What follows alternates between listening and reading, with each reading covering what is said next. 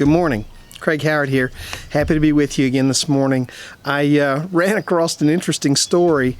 We all like to cool off in a pool in hot summer weather, but some residents in inner city Philadelphia took it to a whole nother level. They were trying to come up with ways to cool down, and they rented dumpsters. They called to rent dumpsters, and they were fresh dumpsters that had been cleaned or whatever, but not sanitized or anything. But, you know, they had these dumpsters brought in, and for a block party, they opened fire hydrants up and filled the dumpsters with water and created dumpster pools.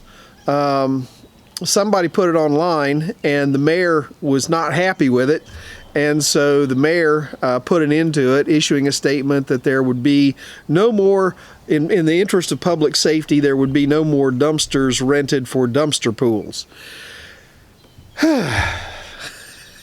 You know, sometimes in the moment, sometimes things seem like a good idea. I was working with a young lady yesterday who has been having a hard time, and she had been in a program at a certain place, and she didn't like the rules that were in the program. She didn't like the restrictions that she had under. She's just turned 18, didn't like the restrictions. She met a guy online, left the program, went to go stay with this guy. When she got there, she was there for like a couple days, and he kicked her out, and there she was. I get a call yesterday. She's in Petersburg, and she's homeless. And so, long story short, we ended up getting things worked out, and this morning she is leaving to go back to the program that she was in, and everything is worked out. But the long and the short of it is, sometimes things seem like they're going to be fun. Sometimes they seem like a good idea in the short term, but in the end, they're really not a good idea at all. The Bible says over in the book of Galatians, chapter 6, verses 7 and 8, it says, "Do not be deceived, God is not mocked. For whatever a man sows, that will he also reap.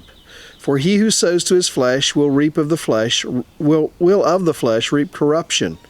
But he who sows of the Spirit will reap of the Spirit everlasting life." Sometimes we think in the short term, hey, this is a good idea. This is what I want to do. This is what's going to be fun. This is what's going to be exciting. I want to do this, but we don't think about the consequences down the road. We don't think about what impact this is going to have. And God says, be careful what you're focusing on. If you're only concentrating on satisfying the flesh, if that's all you care about, if that's all you're working on, just having a good time and satisfying the flesh, then you're going to reap the rewards that are just of the flesh.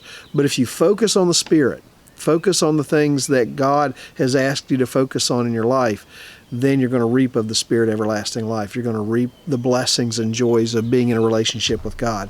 So this morning, I just want to challenge you. You know, not everything that seems like it's a good idea is a good idea. Think it through. Don't go filling up a dumpster for a swimming pool, and don't go taking off with some guy that you've never met before, that you don't know, and think you're just going to move in with him to get away from the situation.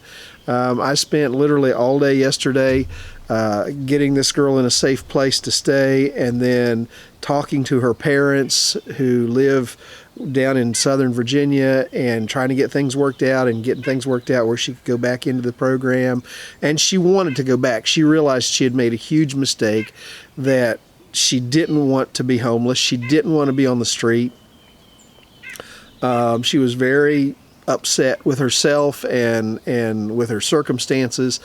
But in the moment, it seemed like a good idea. And sometimes that's the way it works, but it's really not. You need to think things through and think about the consequences that are going to come with your decisions. So,